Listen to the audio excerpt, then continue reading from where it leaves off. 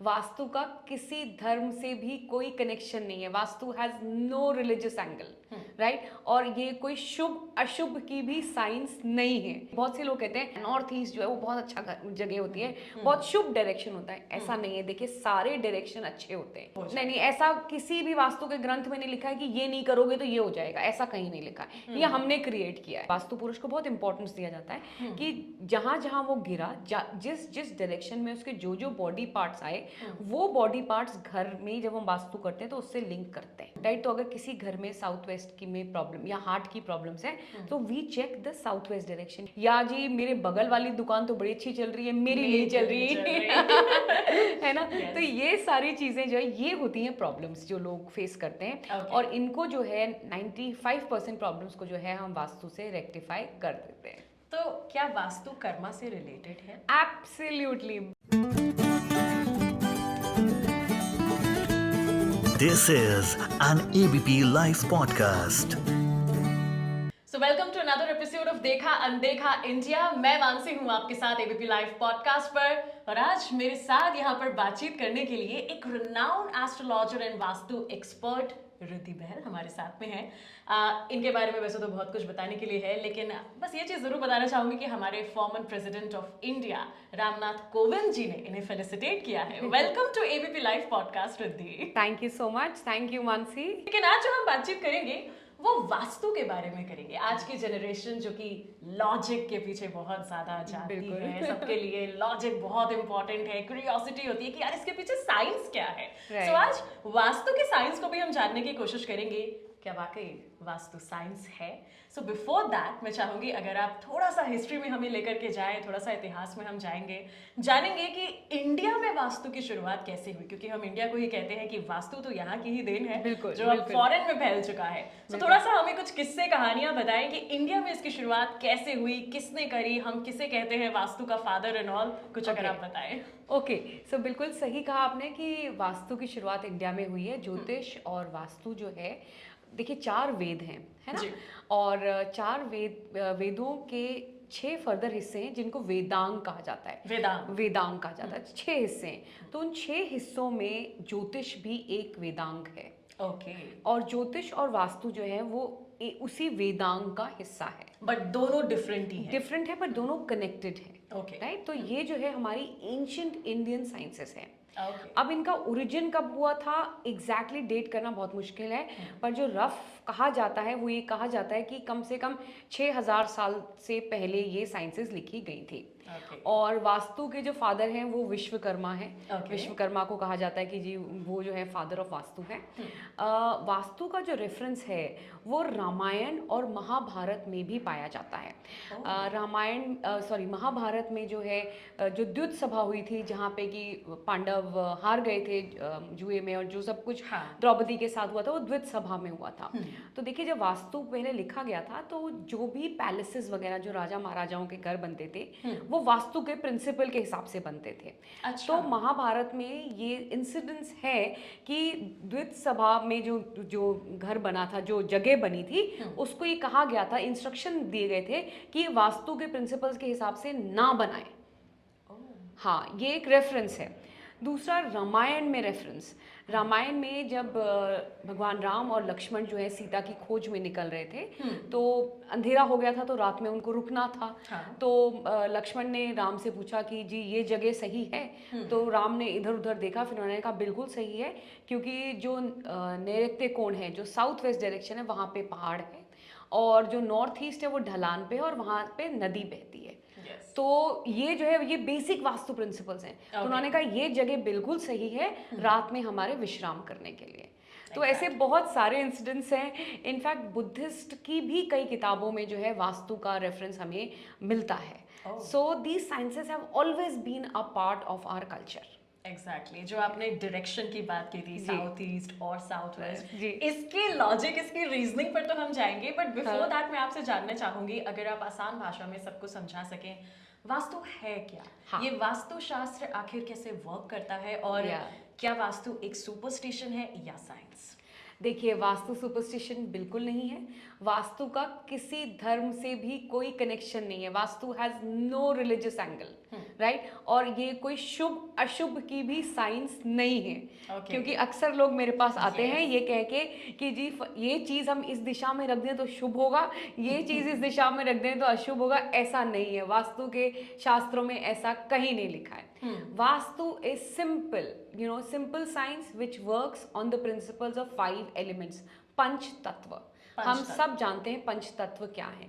हम सब, चाहे आप हैं, चाहे मैं हूं, चाहे इस दुनिया में कोई भी हो, चाहे पशु पक्षी पेड़ पौधे, सब जो है वो पंच तत्वों से ही बने हुए हैं। Exactly. कहते हैं ना आखिर में पंच तत्व में ही लीन हो जाओगे। लीन हो जाना तो है, सब हाँ। कुछ पंच तत्वों का ही खेल है और वही वास्तु भी है। तो देखो वास्तु जो है, पंच तत्व क्या है वैसे सबको पता है, फिर भी मैं बताना चाहूंगी, खास करके जैसे आपने कहा जो यंग जनरेशन है जिनको शायद नहीं इतनी नॉलेज हो। So to the young generation this is the logic which I am explaining you. Vastu जो है वो पंच तत्वों के बेसिस पे वर्क करता है। पंच तत्व हैं air, water, fire, earth and sky. ये 5 तत्व हैं, जल, पृथ्वी, हवा, आकाश और आग। ये 5 तत्व हैं, इन्हीं का प्ले होता है वास्तु। दूसरा जो बहुत इंपॉर्टेंट चीज है जो वास्तु में वर्क करती है वो है मूवमेंट ऑफ द सन। सन जो है वो ईस्ट में उगता है, वेस्ट में सेट होता है और साउथ से ट्रैवल करता है। राइट, ये ईस्ट में उगा, साउथ से गया और फिर वेस्ट में डूब गया। देखिए ये मानसी नदर्न हेमिस्फीयर के लिए अप्लाई होता है। जब हम सदर्न हेमिस्फीयर में जाते हैं तो सन का मूवमेंट अलग हो जाता है। सन जो है ईस्ट में उगता है, वेस्ट में सेट होता है और नॉर्थ से ट्रैवल करता है।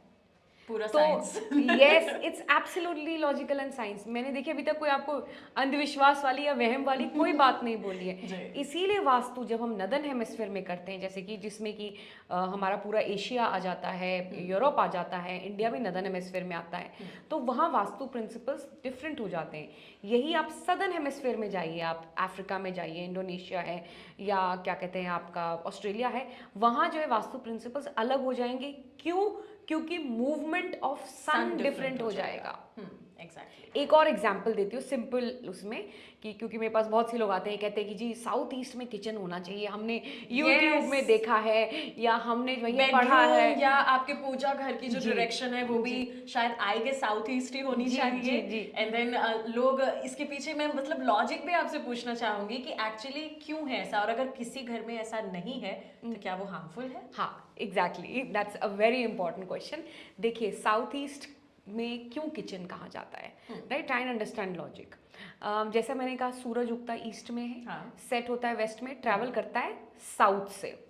दिन में 12 बजे से 2 बजे तक सूरज जो है वो साउथ ईस्ट डायरेक्शन में होता है, राइट। वो जो है दिन का 12 से 2 बजे का जो टाइम है वो दिन का सबसे गर्म टाइम होता है ना। चाहे सर्दी हो चाहे गर्मी हो, वो सबसे गर्म टाइम होता है। उस टाइम पे धूप बिल्कुल पीक पे होती है।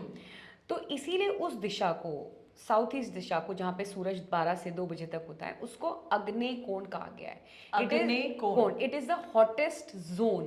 क्यों? क्योंकि वहाँ पे तेज, सबसे ज्यादा तेज धूप होती है।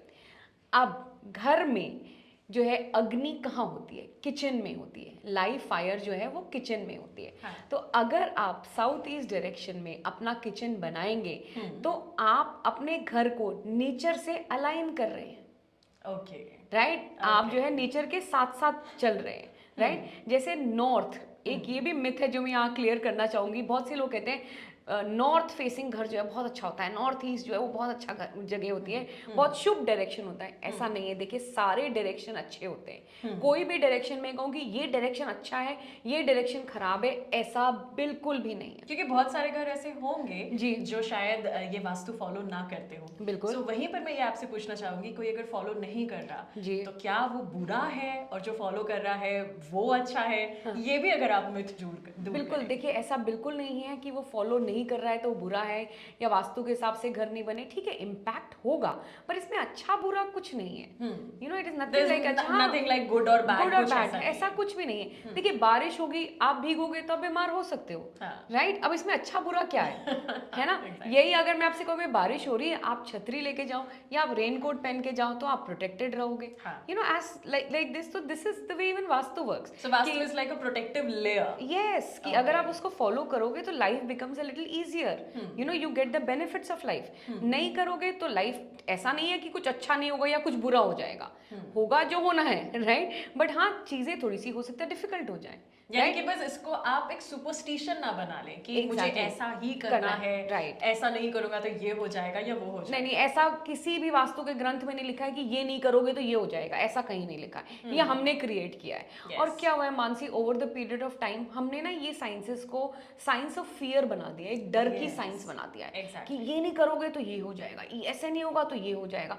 तो वो हम क्या करते हैं, जो लोग करते भी हैं मोस्टली लोग जो वो डर के कारण करते हैं. तो देखिए प्लीज, इसमें कोई डर नहीं है, डरिए मत. These sciences are there to help you, not to scare you, right. Yes. तो जैसे हम किचन की बात कर रहे थे, मैं फिर से Yes, उसमें आऊंगी yes. क्योंकि वो लॉजिकल चीज है. बिल्कुल. तो जैसे नॉर्थ ईस्ट डायरेक्शन, लोग कहते हैं कि नॉर्थ ईस्ट फेसिंग होना चाहिए घर, नॉर्थ ईस्ट बहुत अच्छी जगह है. अब क्या लॉजिक क्या है इसका, लॉजिक में कोई नहीं जाता है, राइट. तो लॉजिक ये देखिए, जैसे मैंने कहा, फिर से मैं आती हूँ मूवमेंट ऑफ सन, क्योंकि वास्तु बेस्ड ही उस पे है.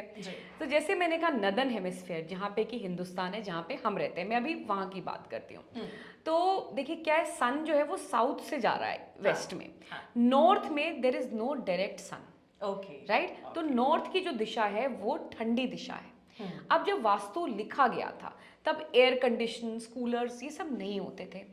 और इंडिया जो है, हमारा जो देश है वो गर्म देश है. हमारे यहाँ जो है 8 महीने गर्मी पड़ती है.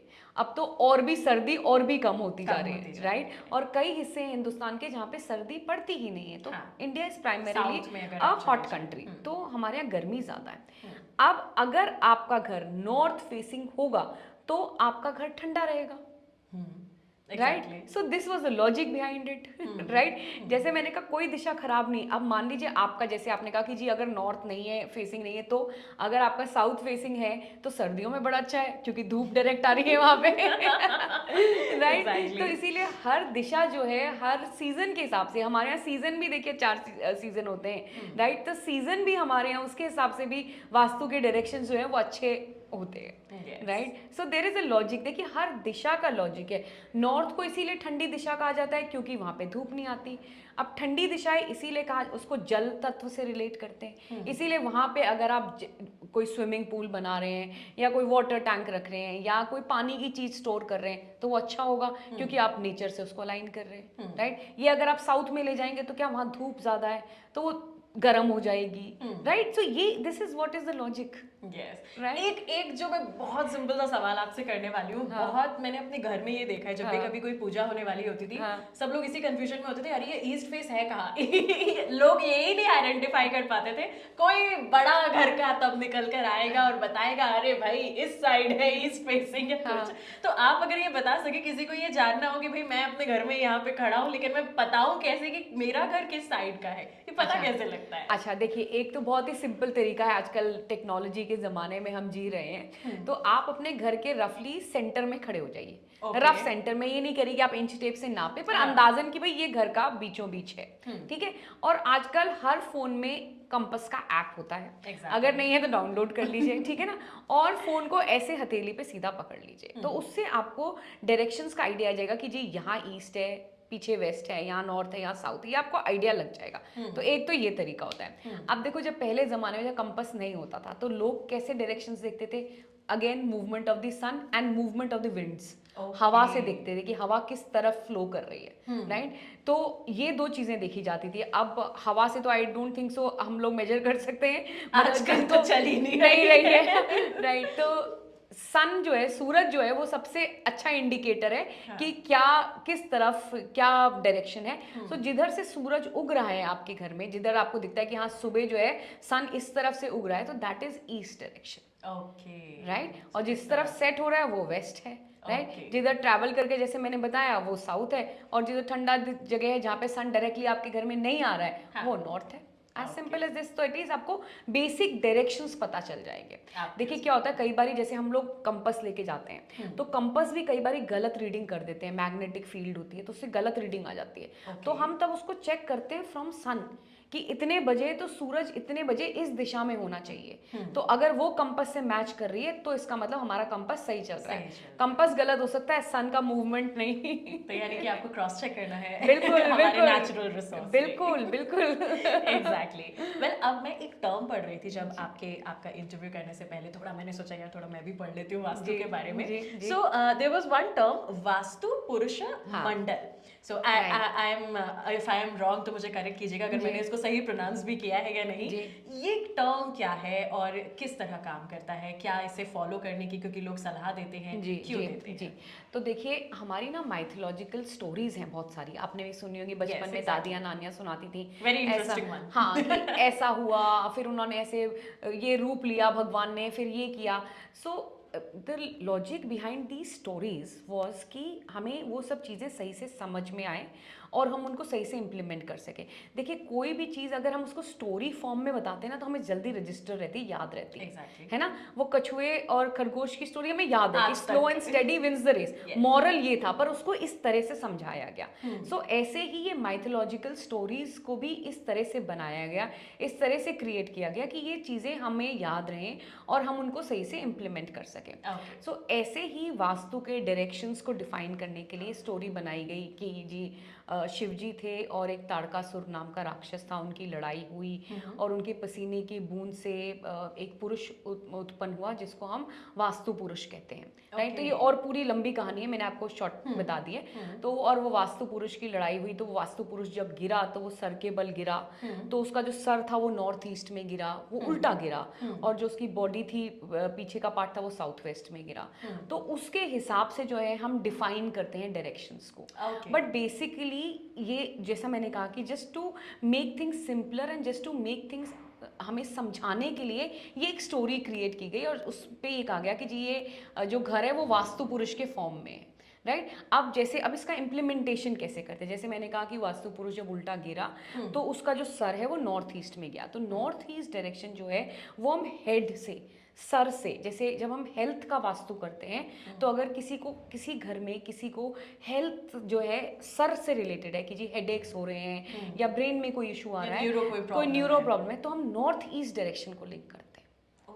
सो this is how we work. Even different organs, तो ये वास्तु की किताबों में मेंशन्ड है, वास्तु पुरुष को बहुत इंपॉर्टेंस दिया जाता है कि जहाँ जहाँ वो गिरा, जिस डायरेक्शन में उसके जो जो बॉडी पार्ट्स आए वो बॉडी पार्ट्स घर में जब हम वास्तु करते हैं तो उससे लिंक करते हैं। अच्छा, राइट। सो जैसे मैंने बताया कि जैसे हार्ट है वो साउथ वेस्ट में आएगा, राइट, तो अगर किसी घर में साउथ वेस्ट की में प्रॉब्लम या हार्ट की प्रॉब्लम्स है तो we check the south west direction की वहाँ पे तो कोई प्रॉब्लम नहीं है जिसके कारण कि इस घर में रहे हुए लोगों को हार्ट की प्रॉब्लम्स आ रही है। सो जैसे आपने बोला कि प्रॉब्लम तो नहीं है, हाँ, ये हाँ, जो हाँ, वर्ड है, हाँ। प्रॉब्लम क्या होती है?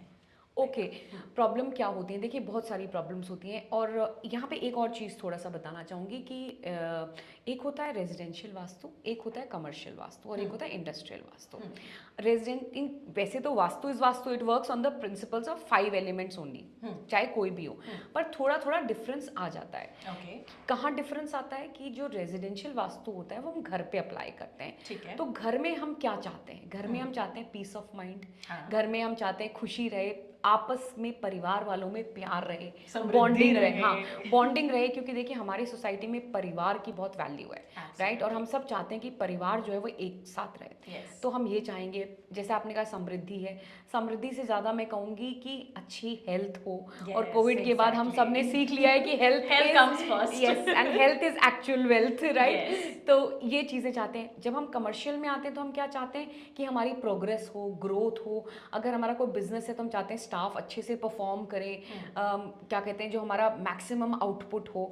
सो इसलिए थोड़े से प्रिंसिपल्स थोड़े थोड़े अलग अलग हो जाते हैं। तो अब जो है घर में जो है जनरली जो मेरे पास भी लोग आते हैं, जो घरों में प्रॉब्लम्स होती हैं वो यही होती है। सबसे पहले ये होती है हेल्थ की, कि जी जब से हम इस घर में शिफ्ट हुए हमारी हेल्थ सबकी ख़राब हो रही है, कोई ना कोई बीमार पड़ ही जा रहा है। या कई लोग ये आके कहते हैं कि जी हम जब उस घर में रहते थे हमने बड़ी तरक्की करी, इस घर में जब से आए हमारी तरक्की नहीं हो रही है। या हम जब जैसे इस घर में आए वो घर में तो दीवार खिंच गई जी, पार्टीशन हो गया, आपस में परिवार में एक यूनिटी नहीं रह गई। तो ये प्रॉब्लम्स जो है अक्सर घरों में देखने को रेजिडेंशियल रेजिडेंशियल में। करते हैं। जब हम कमर्शियल की बात करते हैं तो अगेन जैसे आपने कहा समृद्धि कि भाई ग्रोथ नहीं हो रही है, पैसा नहीं आ रहा है, टारगेट्स पूरे हो जाए, टारगेट्स पूरे हो जाए, पैसा अटक अटक के आ रहा है। बिजनेसमैन की ये बड़ी प्रॉब्लम होती है कि पैसा अटक अटक के आ रहा है, या जो हमारा स्टाफ है वो सही से परफॉर्म नहीं कर रहा है। एक मैंने अभी रिसेंटली किया, उन्होंने कहा स्टाफ में इतनी पॉलिटिक्स चलती है कि कोई नया एम्प्लॉय आता है तो उसको टिकने नहीं देते, राइट। तो ये चीज़ें जो है ये लोग इनकाउंटर करते हैं। या जी मेरे बगल वाली दुकान तो बड़ी अच्छी चल रही है, मेरी नहीं चल रही है ना। तो ये सारी चीज़ें जो है ये होती हैं प्रॉब्लम्स जो लोग फेस करते हैं, और इनको जो है 95% प्रॉब्लम्स को जो है हम वास्तु से रेक्टिफाई कर देते हैं। तो क्या वास्तु कर्मा से रिलेटेड है? एब्सोल्युटली, बिल्कुल बिल्कुल। कर्म तो सबसे इम्पोर्टेंट है। कोई भी साइंस हो, देखिए उसमें ये कहा जाता है कर्म तो बहुत इंपॉर्टेंट है। और अगर आपके कर्म अच्छे नहीं हैं और आप कितना भी अच्छा वास्तु करा लें, to be very honest, I will be very honest, तो उसके रिजल्ट उतने नहीं आएंगे। और अगर आपके कर्म अच्छे हैं और आप वास्तु करा रहे हैं तो आपको रिजल्ट 100% मिलेंगे, राइट। सो कर्म तो बिल्कुल directly yes yes absolutely related. तो कर्म तो इम्पोर्टेंट है ही है, उसके बिना नहीं होगा। कि जी मैं किसी का पैसा मार लिया मैंने और मैं कह रहा हूँ मेरा पेमेंट नहीं आ रहा, तो भाई फिर तो कितना भी आप वास्तु करवा लो, फिर it will not give that results. Exactly. अच्छा, वास्तु हमने बात करी अभी तक घर के बारे में, रेजिडेंशियल, कमर्शियल और इंडस्ट्रियल। क्या वास्तु इसके अलावा भी होता है कहीं पर अप्लाई? देखिए वास्तु जो है, जयपुर शहर आपने सुना होगा, राइट। और जयपुर जो शहर है, जो पुराना सिटी था, वो पूरा वास्तु के प्रिंसिपल्स के हिसाब से डिजाइंड है। राइट, पूरा शहर। इनफैक्ट अभी जो आपका ये तेलंगाना स्टेट बना है, इसमें भी कहा गया है कि इन्होंने जो कैपिटल बनाया है उसमें वास्तु के प्रिंसिपल्स को अप्लाई किया है, राइट। तो ऐसा रेफरेंस हम मतलब ये तो हम लाइव अभी देख रहे हैं हमारे सामने। पहले टाइम पे भी जो है जो सिटी प्लानिंग की जाती थी उसमें वास्तु के प्रिंसिपल्स को बहुत इंपॉर्टेंस दिया जाता था। इनफैक्ट मैं आपको ये बताना चाहूँगी कि आजकल तो city planning is a proper department, right. जो एंशिएंट वास्तु है ना, जो आज का मॉडर्न आर्किटेक्चर है, that is a part of that ancient vastu only. तो ये जो सारी चीजें आर्किटेक्चर, सिटी प्लानिंग, ये पहले टाइम पे वास्तु में ही इंक्लूड किया जाता था। These were different branches of vastu earlier. फिर हमने आगे जाके इसको और अलग अलग नैरो डाउन इसको कर लिया, वास्तु अलग कर दिया हमने इन सब चीज़ों से। पर नहीं, पहले जब प्लानिंग होती थी तो ये वास्तु में ही गिने जाते थे और ये सारी चीज़ें देखी जाती थी। So it's not just limited to residence और जस्ट टू फैक्ट्री और ऑफिस, बट पूरी टाउनशिप, जैसे आजकल बन रहे अपार्टमेंट्स वगैरह, पूरी टाउनशिप बनती है, पूरे शहर बनते हैं वास्तु के हिसाब से। अच्छा, कुछ चीजें जो जब भी मैं पढ़ रही थी, one of the article I was reading about vastu, जिसमें कुछ बहुत सारे ऐसे टर्म्स थे, लाइक वास्तु के टूल्स होते हैं, like geopathic, stress and all. So अब क्योंकि इतना सारा था तो मैंने सोचा भाई ये तो एक पॉडकास्ट में तो समा नहीं सकता, लेकिन मेजर चीजें जो हम आपसे जरूर जानना चाहेंगे वास्तु को इजी फॉर्म में समझने के लिए, तो अगर आप इनके बारे में भी बताएं कि ये वास्तु टूल्स क्या है, ये जियोपैथिक स्ट्रेस क्या है। देखिए इस पे भी मैं कहना चाहूँगी, क्या हो गया है अब सब कुछ इतना कमर्शियल हो गया है ना, तो कमर्शलाइजेशन में ना ये सारी चीज़ें ऐड ऑन हो गई हैं। ट्राई एंड अंडरस्टैंड, क्रिस्टल्स भी इनमें से एक है कि ये भी पिरामिड्स, क्रिस्टल्स, ये भी लोग जो है क्या कहते हैं, they think it's a part of vastu.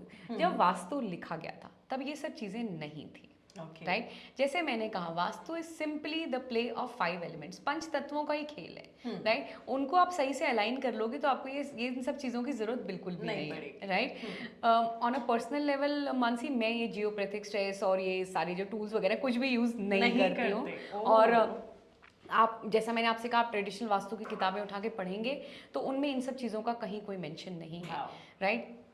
पर मार्केटिंग है, जो दिखता है और बड़ा बड़ा दिखाएंगे तो अच्छा लगता है। और आप यकीन नहीं करेंगे, मेरे पास भी बहुत से लोग आते हैं, वो कहते हैं अरे आपने तो ये यूज़ ही नहीं किया, आपको तो इसका मतलब नॉलेज ही नहीं है। तो लोग ना इससे जज भी करने शुरू कर देते हैं। पर देखिए ऐसा नहीं है, आप वास्तु के जो ग्रंथ पढ़ेंगे उनमें इन सब चीज़ों का कोई मेंशन नहीं है। तो मेरा वास्तु इज ओनली ये 5 तत्व, exactly, and the movement of sun, बिल्कुल। एंड मूवमेंट ऑफ विंड्स भी आता है कि क्यों कहा जाता है साउथ ईस्ट में किचन रखें, क्यों कहा जाता था साउथ वेस्ट में टॉयलेट रखें, ये सब मूवमेंट ऑफ विंड से भी, क्योंकि पहले आपके एग्जॉस्ट फैंस नहीं होते थे, है ना। तो इन सब चीज़ों को दिमाग में रख के प्रिंसिपल्स लिखे गए थे। और ये तो वही है, ठीक है, हम कितने मॉडर्न हो गए, टेक्नोलॉजी आ गई, पर मूवमेंट ऑफ विंड्स तो वही है, सन का मूवमेंट भी वही है, वेदर भी वही है।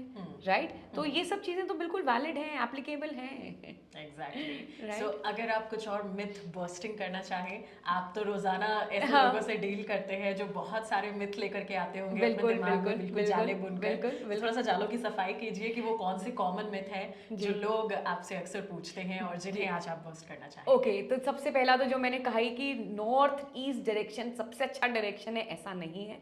और ये कहना कि साउथ जो है वो ख़राब है, मुझे बहुत से लोग फ़ोन करके कहते हैं कि जी हमारा साउथ फेसिंग है इसलिए हमें लॉस हो रहा है। ऐसा बिल्कुल भी नहीं है, please don't take it this way. South भी बहुत अच्छा है, बल्कि मैंने देखा है कि south east facing properties, commercial properties भी और रेजिडेंशियल प्रॉपर्टीज़ भी, लोग जो उसमें रह रहे हैं they have done very well.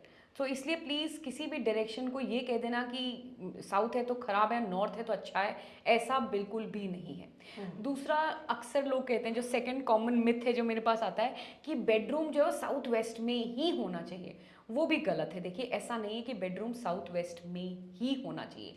हमने बहुत देखा है जो लोग जैसे पॉलिटिशियंस है फॉर एग्जांपल, या जिन लोगों का ऐसा काम है जो नेटवर्किंग से, कनेक्शन से है, उनके लिए east bedrooms have done very good. They have really made their visibility.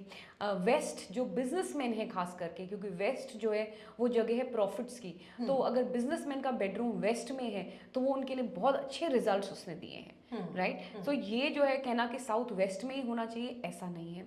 दूसरा, एक और ये मिथ है, ये बहुत स्ट्रॉन्ग मिथ है जो वास्तु की किसी किताब में कहीं पे भी नहीं, पता नहीं कहाँ से आया, कि जी 2 फ्लोर्स हैं मान लीजिए, तो जो ऊपर वाले फ्लोर पर रहेगा उसका होल्ड रहेगा नीचे वाले फ्लोर पे। ये बड़ा वियर्ड मैंने सुना है, खास करके अक्सर पेरेंट्स कहते हैं कि जी हम अपने बेटे की शादी कर रहे हैं और वो नीचे रहेगा, हम ऊपर रहेंगे, जैसे हमारा होल्ड रहे। ये तो मैंने हम साथ साथ में मूवी में देखा था, सलमान खान के साथ करने की कोशिश की थी उसकी माँ ने कि बेटा तुम ऊपर का फ्लोर ले लो। तो ये बहुत स्ट्रॉन्ग मिथ है और ये बहुत गलत है। देखिए, जैसे vastu is all about directions, उसमें फ्लोर्स का कुछ नहीं आ रहा है। और ऐसा कुछ भी नहीं वास्तु कह रहा है कि ऐसा करो तो होल्ड रहेगा और ऐसा नहीं करो तो होल्ड नहीं रहेगा। ऐसा बिल्कुल भी नहीं है। सो this is a myth, so please don't follow all this. Okay, ये आपके सिर्फ दिमाग का भ्रम है। एग्जैक्टली। और जैसे मैंने कहा, वास्तु कुछ भी डराने वाली बात बिल्कुल नहीं कर रहा है। आप किताबें पढ़ो तो सही। देखो मानसी, पता है प्रॉब्लम क्या है? People don't read. People don't read. हमें पता ही नहीं, हमने कहीं से सुना, अच्छा इसने कहा, उसने कहा, किसने कहा, क्या वो उसको नॉलेज है, क्या वो सब्जेक्ट का जानकार है? जैसे डॉक्टर कहे ये दवाई लो तो है ना। अब मैं कहूँ आप ये दवाई ले लो, भाई मैं कौन हूँ कहने वाली? मैं तो कोई डॉक्टर नहीं हूँ ना। So you need to go to a qualified person. वो अगर कहे तो बात अलग है। Yes. पर ऐसे नहीं कि यहाँ से सुना, वहां से सुना, इसने कहा, वो गलत है। एक और सवाल जो मैं करना चाहूंगी, क्योंकि आपने कहा क्वालिफाइड के पास जी जाना है। जी जी।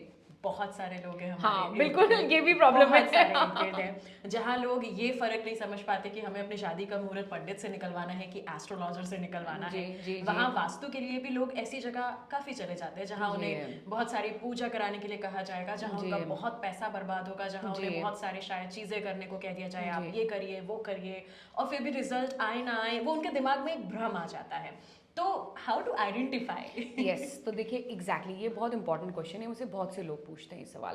भाई देखिए, किसी के चेहरे पे तो नहीं लिखा कि वो Qualified genuine है कि नहीं है। क्वालिफाइड है कि नहीं है। तो थोड़ा सा, एक तो ये हम रिसर्च कर लें, आजकल इंटरनेट है तो हम देख सकते हैं कि हाँ भाई कौन कैसा क्या है, पहली चीज़। दूसरी चीज़, जो चाहे ज्योतिष में हो चाहे वास्तु में, कोई अगर आपसे कहे कि जी इतनी की पूजा करो, या अच्छा मैं कर देता हूँ, इतने पैसे दे दो, प्लीज़ आप उसके पास मत जाइए।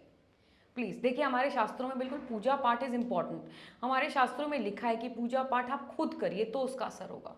It is the quality, it is not the quantity, कि आपने 1.25 लाख मंत्र किए तो ही आपकी पूजा मानी जाएगी, ऐसा नहीं है। आपने आराम से बैठ के फोकस करके अपने आप 11 बार भी कोई मंत्र कर लिया, so it is equally effective, right? तो आप प्लीज़ ऐसे के पास कोई आपको कहे लंबे चौड़ा बिल बना दे कि जी ये करो और ये करो, ये गाड़ दो वो गाड़ दो, ऐसा देखिए वास्तु के ग्रंथों में नहीं है। तो प्लीज़ इन सब चीज़ों को और ऐसे लोगों से आप दूर ही रहिए। और देखिए, जो सही नॉलेज वाला होगा ना, जो नॉलेजेबल आदमी होगा ना, वो आपको ये सब करने के लिए कहेगा भी नहीं, राइट? तो इसमें थोड़ा सा आप देखिए, इसका कोई, मैं आपको कोई टेस्ट लिस्ट दूं कि ऐसा होगा तो ऐसा नहीं है, पर थोड़ा आपको अपनी समझ इसमें इस्तेमाल करनी होगी। और दूसरी चीज़, प्लीज़ डर के मत यूज़ करिए, कोई भी काम डर के मत करिए। और अगर कोई आपको डरा रहा है कि अगर अच्छा ऐसा नहीं किया तो ये हो जाएगा, तो प्लीज़ वो तो बहुत गलत इंसान है, उस इंसान से डरिए इनसे, हाँ उस इंसान से, उसके पास, ऐसे के पास तो प्लीज बिल्कुल मत जाइए, right. So these are 2 things जो आपको चेक करनी है। अच्छा, मेरे मन में क्योंकि ये क्वेश्चन आ रहा है, शायद जो लोग वास्तु को आज पहली बार जान रहे होंगे गहराई में, उनके मन में भी आएगा कि जब कोई प्रॉब्लम निकलती है तो उसका वो सॉल्यूशन आखिर होता क्या है। आई नो अलग अलग प्रॉब्लम्स के अलग अलग सॉल्यूशंस होते हैं, बट सॉल्यूशन किस तरह का होता है? फॉर एग्जाम्पल, अगर किसी के घर में बीमारी है, लाइक यू सेड कि अगर किसी को ब्रेन से रिलेटेड बीमारी है या न्यूरो से रिलेटेड बीमारी है, अगर हम इसी एग्जाम्पल को ले लें, तो सॉल्यूशन क्या होगा? अच्छा, देखिए सॉल्यूशंस, जैसे मैंने कहा सिंपल सॉल्यूशंस होते हैं। पहली चीज़ कि एक तो लोग ये भी डर जाते हैं कि वास्तु वाला कोई आएगा तो तोड़ फोड़ करवाएगा। अच्छा, तो ऐसा हर केस में नहीं होता है, राइट। यही मैं इस चीज़ को लिंक करूंगी सोल्यूशन से, जो आपने कहा, जैसे आपने कहा फॉर एग्जांपल ब्रेन का, भाई नॉर्थ ईस्ट है और नॉर्थ ऑफ नॉर्थ ईस्ट है, जिसको हम हेल्थ से लिंक करते हैं, ठीक है, ठीक है। अब भाई कोई किसी घर में मूव किए और उन्होंने कहा कि जब से हम इस घर में आए हैं हमें हेल्थ की प्रॉब्लम्स, हर फैमिली मेंबर को कुछ ना कुछ चल रही है। इसका मतलब उनके नॉर्थ ईस्ट में या नॉर्थ ईस्ट में गड़बड़ है। अब क्या गड़बड़ है, जिसको हम वास्तु दोष भी कहते हैं। सो देखिए, नॉर्थ ईस्ट और नॉर्थ ईस्ट जल की दिशा है, ठीक है। जल का दुश्मन होता है आग, सिंपल लॉजिक है, जल का दुश्मन है आग, पानी और आग नहीं रह सकते। तो अगर उनके यहाँ किसी तरह से नॉर्थ ईस्ट में आग आ गई तो प्रॉब्लम आ रही है। अब आग कैसे आ गई? पहली चीज, अगर किचन आ गया। दूसरी चीज कि आग जो है, हम इलेक्ट्रॉनिक गैजेट्स को भी आग के उसमें कैटेगरी में लेते हैं। जैसे जी, जैसे कि इलेक्ट्रॉनिक गैजेट्स से ये मतलब नहीं हुआ कि जी आपका सीडी प्लेयर है, ऐसा नहीं। जैसे इन्वर्टर्स हो गए, जनरेटर्स हो गए, ये आपका मेन इलेक्ट्रिसिटी पैनल हुआ, तो वो अगर आ गया तो इसका मतलब वहाँ पे आग आ गई है। तो उसकी हमें रेमेडी करनी होगी। रेमेडी इन द सेंस कि उसको हमें वहाँ से शिफ्ट करना होगा। अगर हम शिफ्ट नहीं कर सकते तो हम उसमें क्या, there are remedies, you know, simple and doable remedies, वो करके हम कोशिश करते हैं कि सिचुएशन को हम सॉल्व कर लें, राइट। सो ये ऐसे चीज़ें जो है वो रेमेडीज जो है ऐसे की जाती हैं, वर्क करती है। जैसे कि साउथ ईस्ट, जैसे मैंने किसी का एक वास्तु किया था, तो वो जो है उनकी शॉप थी और उनको पेमेंट्स में दिक्कत आ रही थी। और साउथ ईस्ट जो है वो डायरेक्शन होता है पेमेंट्स का, रिकवरी और पेमेंट्स का। तो उनके वहाँ पे ना वाटर डिस्पेंसर और जो बिस्लेरी की अपनी बॉटल्स मंगवाते थे खूब सारे, सब उन्होंने जो है, जो भी पानी की चीज़ें थी ना, वो सब वो साउथ ईस्ट में थी। तो सिंपली वो चीज़ें वहाँ से शिफ्ट करने से उनकी प्रॉब्लम सॉल्व हो गई। It is as simple as this. Right? But karma is associated. Yes, absolutely, absolutely. उसके बिना तो कुछ नहीं होने वाला। उसके बिना कुछ नहीं होगा। So you know, it is as simple as this. So basically देखो, मैं फिर से आ रही हूँ उसी पॉइंट पे कि हम क्या कर रहे हैं, हम नेचर से स्ट्रक्चर को अलाइन कर रहे हैं कि साउथ ईस्ट गर्म दिशा है, अग्नि कोण है, वहाँ पे पानी नहीं आना चाहिए, वहाँ पे पानी आ गया तो प्रॉब्लम आ गई, पानी हटा दिया तो प्रॉब्लम सॉल्व हो गई। It's like taking energy from from the nature, yes. हर चीज का जवाब है नेचर के पास। प्रोटेक्ट करके हमें उसे रखना है। लास्टली जो आपसे जानना चाहूंगी वो यही कि चूंकि वास्तु अब सिर्फ इंडिया में नहीं, फॉरेन में बहुत प्रैक्टिस किया जाता है, अगर आप इसके इतिहास के बारे में कुछ बताएं कि ये कैसे स्प्रेड होना शुरू हुआ या आज किस हद तक फॉलो किया जाता है।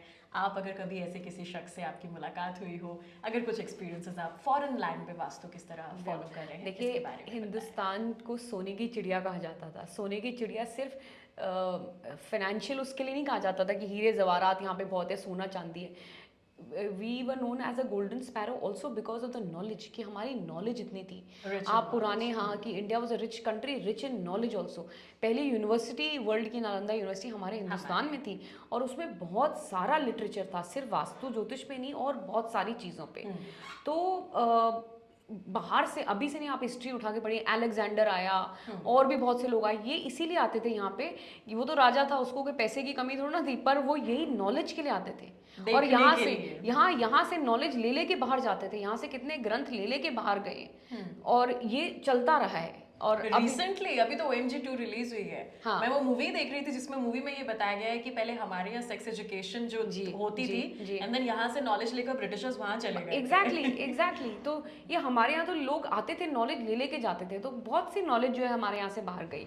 फिर बीच में देखिए जब मुगल्स आए, फिर ब्रिटिश आए, तो वो दौर जो है हमारे कल्चर के लिए कोई बहुत अच्छा दौर नहीं था, क्योंकि उस टाइम पे जो हमारी ये नॉलेज थी ये बड़ी सप्रेस हो गई थी। उसके बाद अब फिर से ये नॉलेज रिवाइव हो रही है, लोगों का पता लग रहा है कि हाँ ये बिल्कुल सही नॉलेज है।